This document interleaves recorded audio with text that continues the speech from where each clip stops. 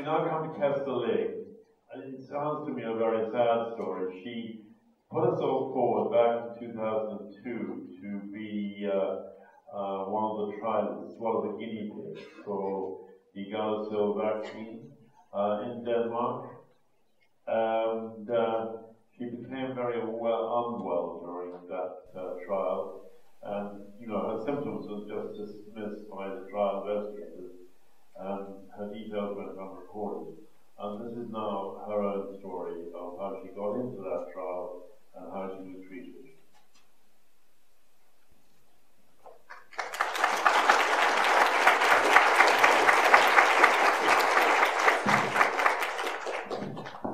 Is this on? Yeah. I don't have a slide with me. If you want to read more about my story, there was an article that came out in December 2017 in Slate magazine. So if you Google Slate and Gardasil, you'll find my story. You can see all the documents. Yeah. So, but thank you so much for inviting me. I'm very excited to be here. It's been really inspiring, and I've also been very emotional listening to the different speakers, and it's been a lot of information. So thank you for sticking out so long. I am 34 years old. I'm married to my husband, who is here supporting me. We have 2 kids, a son who's 9 and a daughter who's 7. And we live just outside Copenhagen. So in 2002, almost 16 years ago, I received a letter with an invitation to participate in this clinical trial. It described this vaccine, the revolutionary vaccine that could prevent cervical cancer. I found it very intriguing and very exciting. I was 18 back then, and 6 months earlier, my grandmother had passed away from cervical cancer. So it was just, and it was a really big loss for my family. It had been a nasty fight. So when I read this information, I read about the vaccine. I was like, no doubt, I want to participate. I read through the whole folder, the brochure. I read that it was not a safety study. It was an efficacy study. It was to test if the vaccine actually worked. That it said that there had been prior safety studies, and it had shown that there were no side effects other than a little stinging and redness at the injection site. So I thought, well, I'm not putting my whole health and life at risk. I felt it was safe to participate. My parents, though, were very skeptical, but I was 18, and I was able to decide this for myself. And I was a student back then, and we were giving 54 euros at each visit. That was also a big motivation, since as a student you don't have a lot of money. So when I was elected to join, it was very exciting. I was very proud, and yeah. So in the September 2002, I had my first shot. I went to the hospital where the trial was and talked to the staff and filled out a lot of forms. There was a big requirement that we had to be healthy, the girls participating. So I wrote down my family history of illness, but I was found healthy and could participate. So after my first shot, of course, my arm hurt, and I felt a little strange in my body, and not dizzy, but just off. And it went away, and 2 months later in November, I was in to get my second shot, and I was excited and nervous and chatty and talked to the staff, and just excited to be in this. I had the same reaction, but I was a bit more dizzy after the second shot. I thought it was that's normal vaccine reaction. Just got a vaccine. But I also, after 2 weeks, started noticing that I became much more tired. I woke up in the morning with aches in my body, in my muscles. My joints would just feel stiff and weak, and I started having a headache that I've never experienced before. It was like a helmet being pulled over my head, and nothing would help. It wasn't a migraine because it was in both sides. It didn't help to rest. It didn't help to go out in the sun. It was just there. I could lower it by resting, but it didn't go away. I thought I was coming down with some flu-like thing. But after a while, it started really affecting my daily life. I went to my doctor, and I told him my symptoms. I said, this is odd. Is it the winter season? What is it? I had a hard time falling asleep. I had a hard time staying asleep. And all of these symptoms, the headache, the fatigue, the joint pains, muscle pains, it was just really tiring. I told him that I had a hard time just biking to school. In Copenhagen, we bike everywhere. And it was my transportation around the city. But that 10-minute ride to school would just take out all my energy. So he took a lot of tests. He was also concerned, but they came back negative. There were nothing in my blood samples to answer why I had this. I experienced meeting with friends, hanging out, started to become hard. I used to several times a week bike 45 minutes into Copenhagen and 45 minutes back. And I would hang out with friends, and I was used to that. That was like just my daily routine almost. But now I had to, when I got into the city, I had to find a cafe and rest, or a park bench. I've been to so many park benches sleeping through these years, or in my younger years, simply just to be able to take me home again.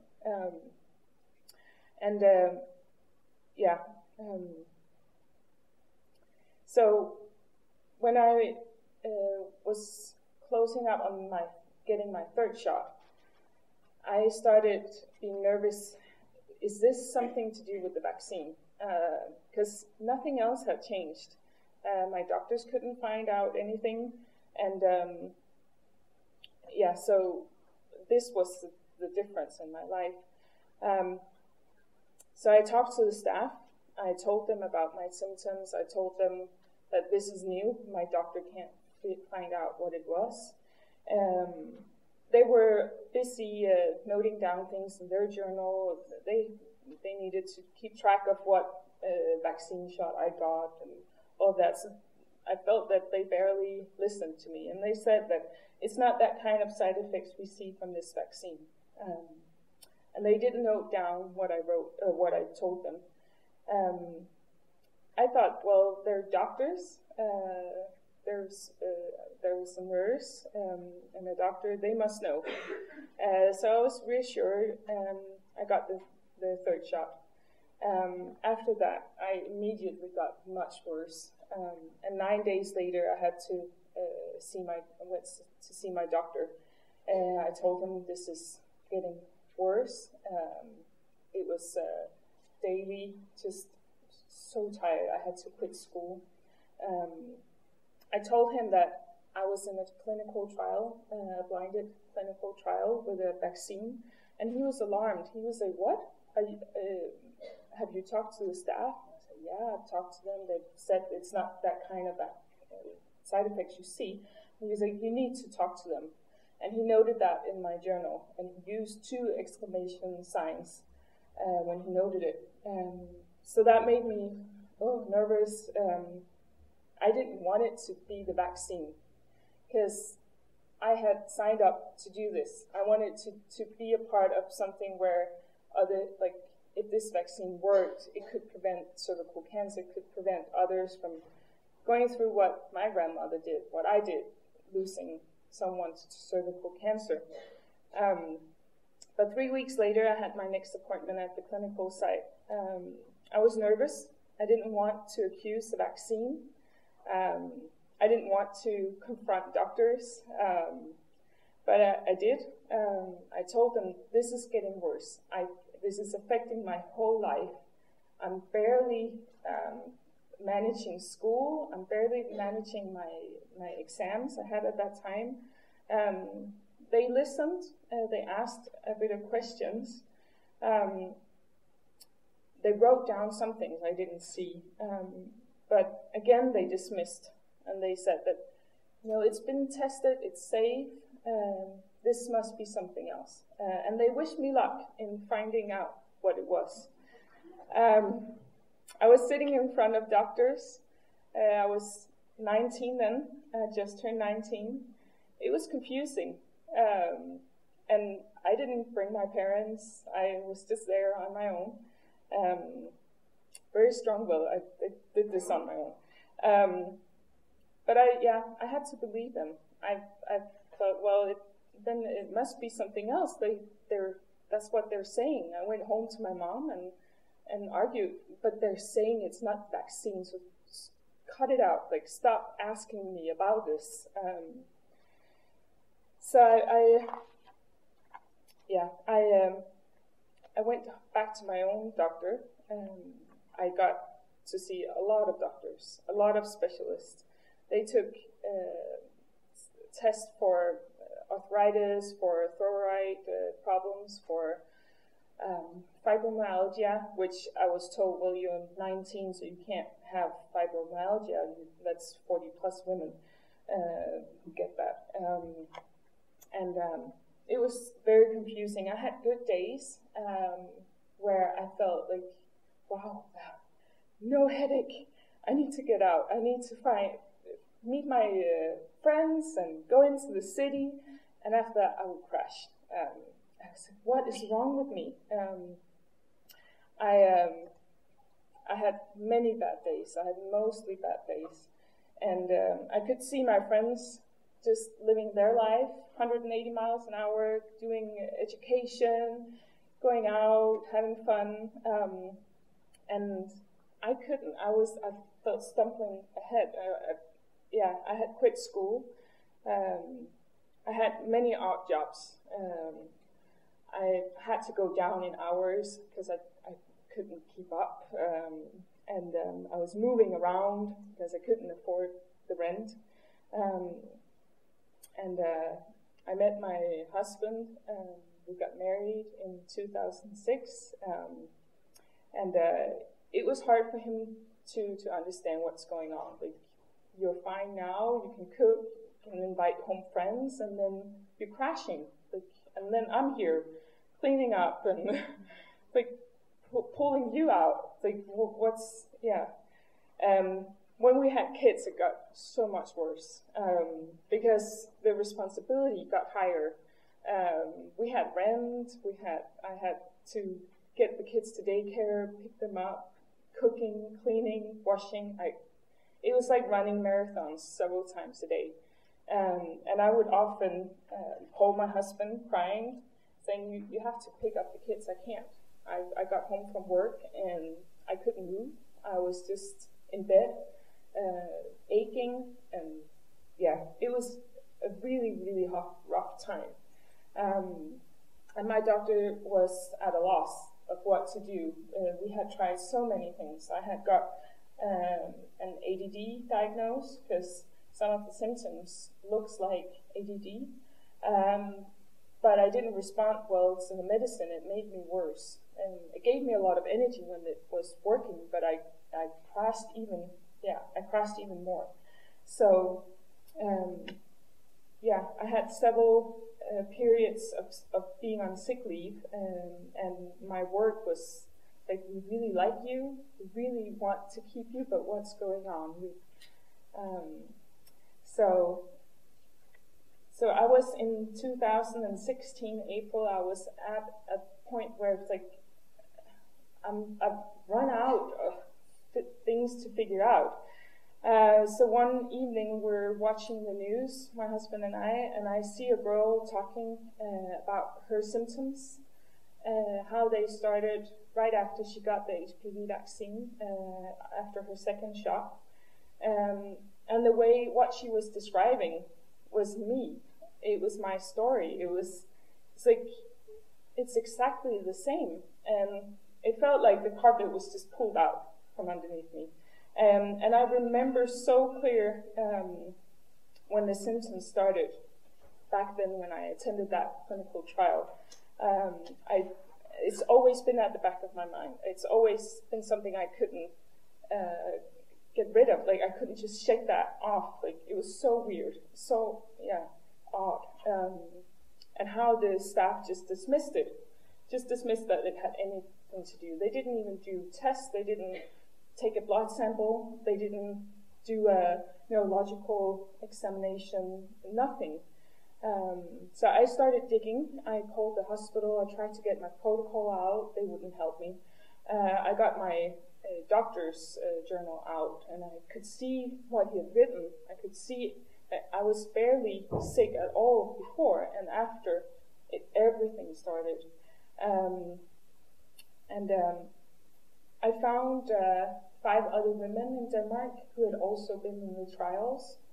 They were from all different clinical sites all over Denmark, who had also gotten sick during the trials, and who had never had any help either. I met Dr. Nielsen in January 17, and it was I was so relieved to finally find a doctor who understood, who said, I've seen you before, I've seen others of you before. And he had answers. He had, we believe this is what it is. Like, and he explained a lot of things, and it just made sense. I was contacted by Frederick Golding, the journalist who's Danish, and he was digging into it. He got our protocols out from the study. He was threatening them with legal action, so he got them out. And we found that they had not registered my symptoms. They had not registered any of what we said.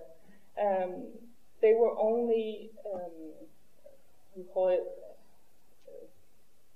they only had to register the first 14 days after each vaccination. So if I were to faint on the 16th day and keep fainting, they didn't have to register it as a side effect. What they registered in my case, they registered as new medical history, which has nothing to do with the vaccine, and therefore it's not in any of the slides you've seen today from the clinical trials. So I felt outraged. I felt like, what? They had my health in their hands. They decided my health. I found out that the placebo that we were told were saline placebo was not. I said, what? You see all the reports from the clinical trial. None of me and the other women that I found from the clinical trials are in those numbers up there with the side effects that the Merck did register. And that's just in Denmark, that we're not in it.